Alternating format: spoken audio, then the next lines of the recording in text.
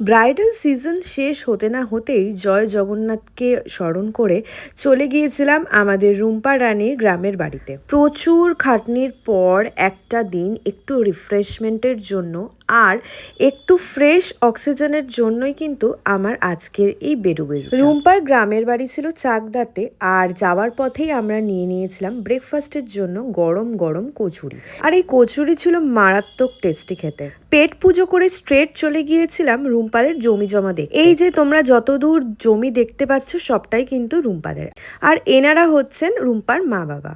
এত বয়স পর্যন্ত কিন্তু এনারা এখনো চাষাবাদ করে, আর এই যে সবজিগুলো দেখছো এগুলো সব কিন্তু তারাই ফলিয়েছে। আর কাছেই ছিল গঙ্গা, তাই আইসক্রিম খেতে খেতে চলে গিয়েছিলাম একটু গঙ্গা স্নান করতে। আমি আবার বাবা সাঁতার টাতার জানি না, তাই মগ নিয়ে গিয়েছিলাম, গঙ্গা থেকে জল তুলে মগে করে স্নান করেছি। আর সত্যি কথা বলতে এই লোকগুলো আমার এই বিকট রূপ দেখে তো প্রায় অজ্ঞান হওয়ার জোগাড়। বাড়ি এসে আর কোনো ভিডিও নেওয়া হয়নি, এইটা আবার পরের দিন সকালবেলায় দাঁতন করার সময় একটা ভিডিও।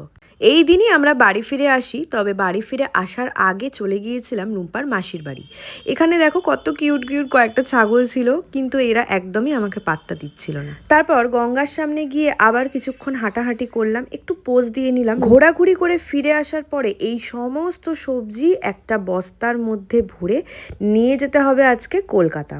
এই সমস্ত সবজি কিন্তু আমরা কলকাতায় কিনে খাই, আর এখান থেকে এই সবজিগুলো আমাকে গিফট করা হয়েছিল। এবার বাড়ি ফেরার পালা, এবং অনেক স্মৃতি নিয়ে আবেগপ্রবণভাবেই কিন্তু আমরা বাড়ির পথে রওনা দিলাম। ব্লগটা কেমন লাগলো অবশ্যই জানিও। দেখা